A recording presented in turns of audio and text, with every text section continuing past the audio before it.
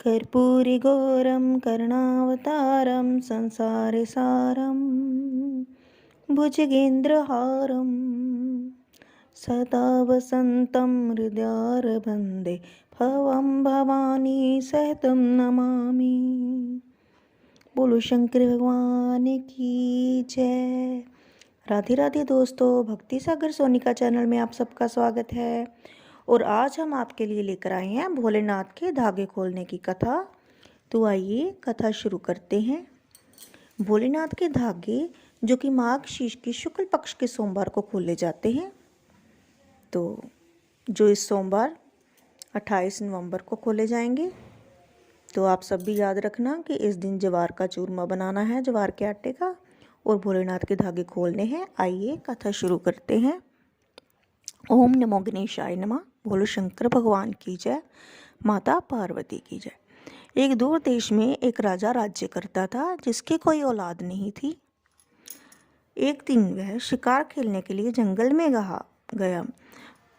वहाँ उसे बहुत प्यास लगी। वह और नदी पर पानी पीने लगा तो वह क्या देखता है कि वह नदी के किनारे पर एक बुढ़िया बैठी है और उसके आसपास बहुत सारी और औरतों की भीड़ हुई हुई है। वह जाकर पूछता है कि यहाँ पर इतनी भीड़ क्यों लगी है। तो उस बुढ़िया माई ने बताया कि भोलेनाथ के धागे बांधे जा रहे हैं, तो इसीलिए भीड़ है। तो वो बोलता है, माँ जी ये धागे किस लिए होते हैं और इससे किस देव की पूजा होती है। तो बुढ़िया माई ने बताया कि ये भोलेनाथ के धागे हैं, इसको बांधने से मनवांछित इच्छा पूरी होती है, पुत्र चाहने वाले को पुत्र मिलता है, सुख चाहने वाले को सुख मिलता है, सुख समृद्धि आती है घर पे। अच्छा, क्या धागा बांधने से घर में औलाद हो जाती है। बुढ़िया माई बोली, हाँ हो जाती है। राजा बोला, मेरे घर पर भी औलाद नहीं है, तो चलो एक धागा मैं भी ले चलता हूँ। बुढ़िया माई से बोला, माँ जी एक धागा आप मुझे भी दे दीजिए, मेरे घर पर भी कोई संतान नहीं है, क्या पता है कि धागा बांधने से हो जाए। बुढ़िया माई बोली कि मैं तो अपने रोज़ाना की तरह नियमित गिनकर धागे लाई हूँ, यदि तुम्हारे भाग्य में होगा तो कोई धागा बच जाएगा, तो तुम्हें यहाँ पर बैठकर इंतज़ार करना पड़ेगा। राजा वहाँ एक साइड पर होकर बैठ गया और इंतज़ार करने लगा। देखा तो बुढ़िया की जो टोकरी थी वो खाली हो गई। राजा ने फिर पूछा, माँ जी कोई धागा बचा क्या। कह रही, नहीं कोई धागा नहीं बचा है, मैं तो गिनकर धागे लाती हूँ और मेरे धागे सारे लग गए हैं।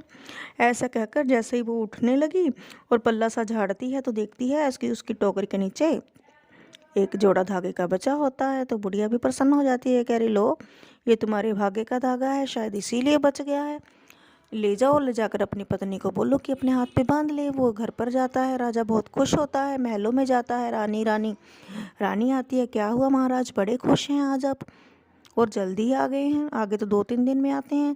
कह रहा, मैं तुम्हारे लिए धागा लेकर आया हूँ, इस धागा को बांधने से घर में संतान प्राप्ति होती है, हमारे घर में औलाद होगी। रानी धागा तो ले लेती है और सोचती है, भोला राजा जैसे कोई भगा देता है वैसे उसके पीछे लग जाता है, कभी धागा बांधने से भी औलाद होती है, ऐसा तो नहीं हो सकता। उसने क्या किया, वो धागा लिया और उसके महलों के पीछे एक सूखा हुआ बेरी का पेड़ था, उसने वो धागा पीछे गिरा दिया और वो धागा उस बेरी के पेड़ पर गिर गया। कुछ दिनों बाद रानी अपनी छत पर बाल सुखाने के लिए चढ़ी तो उसने देखा कि वो सूखा हुआ बेरी का वृक्ष हरा हो गया है। रानी सोचती है कि मुझे सालों बीत गए यहाँ रहते, मैंने कभी इस वृक्ष को हरा नहीं देखा, अचानक से ऐसा क्या हुआ कि ये सूखा वृक्ष हरा हो गया। फिर उसने देखा कि उसके एक टहनी के ऊपर वही धागा लटक रहा है जो उसने फेंका था। तो उसके मन में ये बात जच गई। उसने सोचा कि यदि एक धागा गिरने से यह सूखा हुआ वृक्ष हरा हो सकता है तो शायद मेरी भी गोद भर सकती है। उसने वो धागा बांध लिया। भोलेनाथ की कृपा से उसके 9वें महीने पुत्र की प्राप्ति हुई और अब धागा खोलने की बारी आई। राजा ने रानी से कहा, रानी ज्वार की चूरमा बना लो, हमने धागा खोलना है। तो रानी ने क्या किया, ज्वार की चूरमा बनाने लगी, लेकिन उसने वो चूरमा बनाने के लिए अपनी दासियों को भिजवा दिया। और अब दासियों ने उसमें जूठन डाल दी। तो मंदिर में जब वो चूरमा लेकर जाते हैं तो वहाँ पर उस प्रसाद को जब ढका हुआ था, जब उसके ऊपर से कपड़ा हटाते हैं तो देखते हैं कि उसमें किरण चल पड़े हैं। भोलेनाथ की क्रोपी हो गई है। वहीं पर आकाशवाणी होती है कि हे राजा, तूने मेरे प्रसाद का निरादर किया है, तो अभी तुझे देश निकाला मिलेगा। दूसरे राजा की चढ़ाई हो जाती है उसके देश पर, और राजा को रातों रात अपने बच्चे के साथ वहाँ से निकलना पड़ता है। अब रास्ते में राजा जाए तो जाए कहाँ, रास्ते में उसको रात हो गई, भूख लग रही है। बच्चे ने कहा पिताजी बेर तोड़ दीजिए। जब बेर तोड़ने लगते हैं तो वो छड़ी से बेर तोड़ता है और वो छड़ी ऊपर टंग जाती है। फिर आगे जाता है, सोचता है कि चलो दोस्त के घर रात बिता देते हैं। जब रात को दोस्त के घर जाते हैं, दोस्त उसको बड़े इज्जत मान से मिलता है, अपने कमरे में बुलाकर उसको खाना खिलाता है। जब वो राजा रानी खाना खा रहे होते हैं तो वह देखते हैं कि उनकर खूंटी के ऊपर एक हार टंगा हुआ है, जिसे एक तस्वीर में लगा हुआ जो हंस है वो निगल रहा है। तो राजा वहीं से खड़ा हो गया। रानी ने बोला क्या हुआ? कह रहा देख, वो खूंटी हार निकल रही है और हमारा नाम लग जाएगा, तो हमें यहाँ से चलना चाहिए। दुर्भाग्य हमारा यहाँ भी पीछा नहीं छोड़ रहा है। वो चुपचाप वहाँ से चल देते हैं। इतने में उसके दोस्त की पत्नी आकर देखती है कि उसका हार वहाँ नहीं है। तो वो बोलती है राजा के मित्र को कि देख लो, तुम तो अपने दोस्त को बड़ा लेकर आए थे घर पर, ये तो हमारा हार चुरा कर ले गए। उसके दोस्त को पूर्ण विश्वास था कि मेरा दोस्त ऐसा नहीं कर सकता। उसने कहा कि भाग्य का खेल है, इस पर बुरा वक्त आया है, टल जाएगा, लेकिन मेरा दोस्त चोर नहीं है। उसकी जो औरत होती है वो नहीं मानती। राजा रानी वहाँ से प्रस्थान करते हैं। फिर आगे जाते हैं, उसकी बहन के गांव चले जाते हैं। अब राजा की बहन को पता चलता है कि मेरा भाई फटे भेस आ रहा है, तो वो रास्ते में ही उसका उतारा करती है। उसके लिए हीरे मोती पन्ने जवाहरात थालों के थाल भर कर लेकर आती है, ताकि जब वो उसको अपने ससुराल में लेकर जाए अंदर सीमा के अंदर, तो वो अच्छे वस्त्रों में अच्छे ढंग से जाए। लेकिन होता क्या है कि जब वो आकर उन थालों के ऊपर से कपड़ा उठाती है उनको वो वस्त्र भेंट करने के लिए कि नए वस्त्र पहनाकर घर पे लेके जाऊंगी भाई को, तो वो सारे वस्त्र फटे पाते हैं और वो जो हीरे जवाहरात होते हैं वो सारे कोयला बन जाते हैं, कंकर पत्थर बन जाते हैं।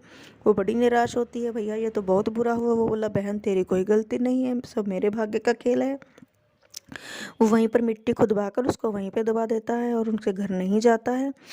और फिर आगे निकल जाता है। निकल जाता है तो उस बच्चे को फिर भूख लगती है। सोचते हैं कि चलो तालाब में से पानी पीते हैं और मछली भूनते हैं। जब मछली निकाल कर भूनते हैं और जब खाने के लिए तैयार होते हैं तो मछली पलट कर वापस पानी में गिर जाती है। कहा जाता है कि भुनी मछली जल में पड़ी, राणा रानी को बिपता पड़ी।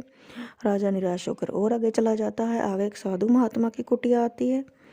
फिर वो रानी को वहाँ छोड़ देता है। वो बोलता है कि तुम यहाँ रहो, मैं खाने पीने का बंदोबस्त करता हूँ, तुम अंदर से कुंडी लगा कर बैठ जाओ। रानी अंदर से कुंडी लगा कर बैठ जाती है और राजा दूर देश निकल जाता है खाने की तलाश में। इतने में वो साधु महात्मा की जिसकी कुटिया होती है, वो साधु महात्मा आ जाते हैं।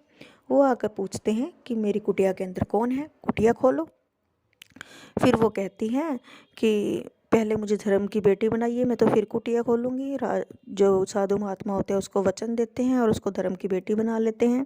इस तरह से वो पिता पुत्री की तरह रहने लगते हैं। उधर वो जो राजा होता है वह दूसरे नगर में पहुंच जाता है और वहाँ के राजा का अकाल चलान हो चुका होता है और उन्होंने वहाँ की प्रतिज्ञा होती है कि जो सबसे पहले भोर पड़ने सुबह होने से पहले जो सबसे पहला मनुष्य हमें दिखाई देगा हम उसको ही राजगद्दी दे देंगे। सबसे पहले राजमहल के आगे वो राजा ही दिखाई देता है। इसी तरह से राजा को राजगद्दी पर बिठा दिया जाता है। राजा अपने राजमहल में और राजसी कार्यों में व्यस्त हो जाता है और रानी को भूल जाता है, क्योंकि उसको तो याद भी नहीं होता कि उसको कहाँ पर छोड़ा था।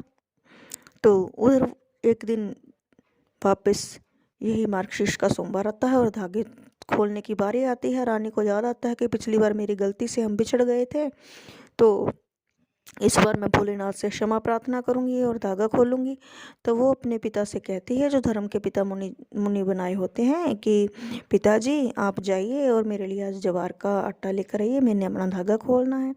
वो चला जाता है। जब वो उस राज्य में जाता है और जाकर भिक्षा मांगता है तो वो कहता है कि मुझे जवार का आटा चाहिए। राजा से वो बोलता है जवार का आटा क्या करेंगे? कह रहा है आज मेरी बेटी ने धागे खोलने हैं भोलेनाथ के। राजा को भी याद आता है कि धागा तो मैंने भी खोलना था, शायद इसीलिए मेरे पे इतनी क्रोपी आई जो आज मैं अपनी पत्नी से बिछड़ा हूँ। वो बोला महाराज हम यहीं पर चूरमा बनवा लेंगे, आप अपनी बेटी से कहिए कि वो यहीं पे आ जाए और अपनी कथा कहे, हम इकट्ठे पूजन कर लेंगे। वो बोला मैं अपनी बेटी से पूछ के बताऊंगा। बेटी बोली ठीक है माँ पिताजी, आप उनसे बोलिए कि मेरी कुटिया से लेकर उनके महल तक कनात लगवा दें, ताकि मैं खुले में नहीं जाऊंगी और किसी पराये मर्द के भी मुंह नहीं देखूंगी। तो वहाँ से यहाँ तक कनात लगी होनी चाहिए, जिसको टेंट बोलते हैं, तंबू बोलते हैं। तो ऐसा ही होता है, पर्दे लगाए जाते हैं।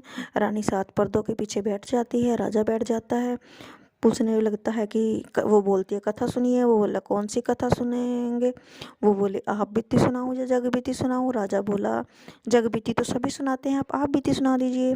रानी जब अपनी कथा सुनाने लगती है तो उसकी कनात फट जाती है। राजा रानी को पहचान लेता है, रानी राजे को पहचान लेती है। फिर वो साधु महात्मा से कहते हैं महाराज जी, हमारे से भोलेनाथ की करोपी थी, इसीलिए हम बिछड़ गए थे। हम भोलेनाथ की कृपा से आज वापस मिले हैं, तो मुझे मेरी रानी को ले जाने की आज्ञा दे। साधु महात्मा बोले भाई तुम तो इसको छोड़कर चले गए थे, मैंने इसको बेटी बनाकर पाला है और अब इसको बेटी की तरह ही विदा करूँगा। साधु महात्मा उसको अपने कुटिया में ले जाते हैं। अब राजा वापस बैंड बाजा लेकर उसे रानी को ले जाने जाता है। अब जब रानी की विदाई होती है तो साधु महात्मा उसको एक दही का मतलब एक कटोरे में, मिट्टी के कटोरे में दही दे देते हैं और एक गुलाब का फूल दे देते हैं। बोले ले बेटा, मेरे पास तो यही है, अगर दही में से मक्खन निकल आए तो समझ लेना कि मेरे पिताजी चलान कर गए, और अगर फूल मुरझा जाए तो समझ लेना कि बीमार हैं। बोले ठीक है पिताजी। अब वो रथ में जा रही है, देखती है दोपहर के बाद वो फूल मुरझा जाता है। रानी राजे से कहती है राजा जी वापस चलो, मेरे पिताजी बीमार हो गए हैं। राजा बोला भोली रानी तुझे पता नहीं, फूल टहनी से टूटने के बाद मुरझा जाता है, गर्मी की वजह से मुरझा गया है, कुछ नहीं हुआ है तुम्हारे पिताजी को, चलो। रथ आगे बढ़ाओ। रथ आगे बढ़ गया। फिर थोड़ी देर बाद उसका मन फिर नहीं रुकता, वो फिर देखती है कि फूल तो बिल्कुल मुरझा गया। सोचती है कि मैं देखूं उन्होंने जो मुझे कटोरे में मिट्टी के बर्तन में दही दी थी उसका क्या हाल है। जब वो उसे देखती है तो उसमें से मक्खन निकल आता। रानी रोने लगती है वापस लेकर चलो, मुझे मेरे पिताजी के पास जाना है। अब रानी फिर सोचती, राजा फिर कहता है कि दही हिल हिल कर मक्खन निकल आया। वो बोली नहीं, तुम तो मुझे छोड़कर चले गए थे, उन्होंने ही मेरा धर्म निभाया, मेरा पालन पोषण किया, मैं तो वापस जाऊंगी।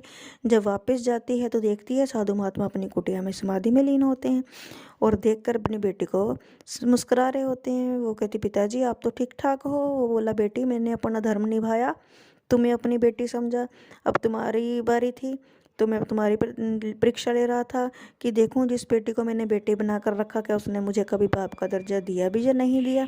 तो वो खुश हो जाती है। उसके बाद वो उसे ढेरों आशीर्वाद देकर वापस विदा करते हैं। जब राजा रानी महलों में आते हैं उन्हें सब कुछ जैसा खोया था वैसा ही पाते हैं। तो जैसे राजा रानी मिलाए, भगवान ने उन्हें संतान दी, उन्हें खुशहाली दी, वैसे सबको दे। बोलो भोलेनाथ की जय, शंकर भगवान की जय, माता पार्वती की जय। यदि आपको हमारी कथा अच्छी लगे तो इसको शेयर, लाइक, सब्सक्राइब करते रहें। कमेंट बॉक्स में जय श्री कृष्णा ज़रूर लिखें। अगर आप कोई कथा सुनना चाहते हैं तो हमें ज़रूर बताइएगा, हम आपके लिए ज़रूर कथा ढूंढ कर लाएंगे। बहुत जल्द हम आपके लिए श्री रामायण जी का संपूर्ण पाठ लेकर आएंगे। आप हमारे साथ उन दोहों को पढ़कर सीख भी सकते हैं। जय श्री कृष्ण, जय श्री राधे। हमारी कथा, हमारे चैनल को फॉलो करते रहिए। भक्ति सागर सोनी का पेज है हमारा, उसको भी फॉलो करते रहिए। और